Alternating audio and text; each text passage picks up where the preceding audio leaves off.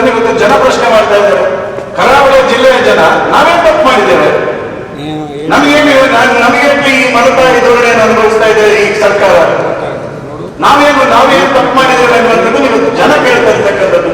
ಇವತ್ತು ಧಾರ್ಮಿಕ ಸಂಸ್ಥೆಯನ್ನು ತೆಗೆದುಕೊಂಡ್ರೆ ಒಂದು ಧಾರ್ಮಿಕ ಸಂಸ್ಥೆಯಲ್ಲಿ ಇವತ್ತು ಅಲ್ಲಿಯ ಸದಸ್ಯರುಗಳನ್ನು ನೇಮಕ ಮಾಡಿದೆ, ಅಲ್ಲಿ ಧಾರ್ಮಿಕ ವಿಧಿವಿಧಾನವನ್ನು ಸಹ ನಡೆಸಲಿಕ್ಕೆ ನಮ್ಮ ದುಡ್ಡು ಇಲ್ಲ ಎನ್ನುವಂತಹ ಸ್ಥಿತಿಯನ್ನು ಇವತ್ತು ನಮ್ಮ ಜಿಲ್ಲೆಯಲ್ಲಿರ್ತಕ್ಕಂಥ ಅಡ್ಮಿನಿಸ್ಟ್ರೇಟರ್ಗಳು ಹೇಳ್ತಿರ್ತಕ್ಕಂಥ ಪರಿಸ್ಥಿತಿ.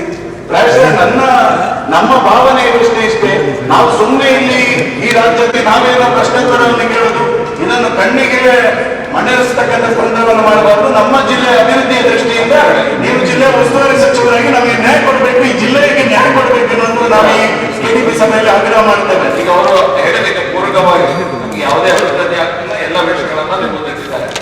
ಫಾರ್ ಎಕ್ಸಾಂಪಲ್, ಈಗ ಮೈನರ್ ಇರಿಗೇಷನ್ ಅಲ್ಲಿ ಈ ಸಮಯದಲ್ಲಿ ಮಳೆ ನಿಂತ ನಂತರ ಅಲೆಗೆ ಹಾಕಲಿಕ್ಕೆ ಇನ್ನೂ ಸಹ ಅನುದಾನ ಬಂದಿದೆ. ಅದರಲ್ಲಿ ಅರ್ಧ ನಿಮ್ಮ ಕಿಂಡಿ ಅಣೆಕಟ್ಟೆಗಳಿಗೆ ಅಲೆಗೆ ಆಗುದಿಲ್ಲ, ಉಳಿದ ಕಿಂಡಿ ಅಣೆಕಟ್ಟೆಗಳಿಗೆ ಅಲ್ಲಿಗೆ ಆಗುತ್ತದೆ. ಯಾವಾಗ ನಮ್ಮಲ್ಲಿ ನೀರು ದೊಡ್ಡದಾದ ಸಮಸ್ಯೆ ಇದೆ. ಇದೆಲ್ಲ ನಮ್ಗೆ ಬೇಸಿಕ್ ಆಗಿ ಬೇಕಾದ ಇದು ಪ್ರಾಬ್ಲಮ್. ಇದನ್ನ ನಮ್ಗೆ ಸಾಲ್ವ್ ಮಾಡ್ಲಿಕ್ಕೆ ಆಗೋದಿದ್ರೆ ರಸ್ತೆ ಬಿಡಿ, ನಮ್ಗೆ 100 ಮೀಟರ್ ರಸ್ತೆ ಮಾಡ್ಲಿಕ್ಕೆ ಆಗುದಿಲ್ಲ. 100 ಮೀಟರ್ ದಿನ ಜನ ಬಂದು ಕೂರ್ತಾರೆ, ನಾವು ಇಲ್ಲ ರಾಜ್ಯ ಸರ್ಕಾರ ಕೊಟ್ಟಿಲ್ಲ ಅಂತ ಹೇಳಿ ಹೆಚ್ಚು ದಿನ ಸ್ವಲ್ಪ ಸಾಲ ಜಿಲ್ಲಾ ಪಂಚಾಯತ್ ಡಿಪಾರ್ಟ್ಮೆಂಟ್ ಪಂಚಾಯತ್ ರಾಜ್ ಡಿಪಾರ್ಟ್ಮೆಂಟ್ ಒಂದೇ ಒಂದು ಸೆಲೆಕ್ಷನ್ ಆಗ್ತಾ ಇಲ್ಲ.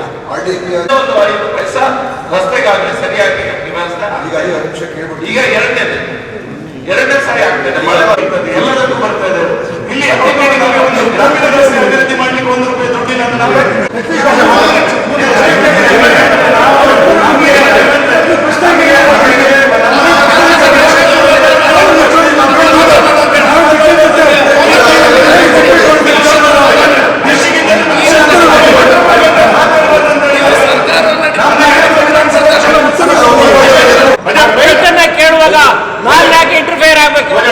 ನನ್ನ ಬಂದಾಗ ನಾನು ಇಂಟರ್ಫೇರ್ ಆಗ್ತೀನಿ. ಇಲ್ಲಿ ಸಭಾಧ್ಯಕ್ಷರು ನೀವಿದ್ರಿ, ನಮ್ಮ ಅಹವಾಲು ಅಂದ್ರೆ ನಿಮಗೆ ಕೇಳ್ತೀವಿ, ನೀವು ಅದೇನು ಹೇಳ್ತೀರಿ ನೀವು ಮಾಡಿ. ಮಹಾತ್ಮ ಗಾಂಧಿ ನಗರ ಉತ್ತರ ಕೊಡಲ್ಲ. ಸಂಸದ ಮೀಟಿಂಗ್ ಅರ್ಧ ಗಂಟೆ ಕೇಳಿ ದಿಶಾ ಮೀಟಿಂಗ್ ನಲ್ಲಿ ಒಪ್ಪಿಕೊಂಡಿದ್ದಾರೆ.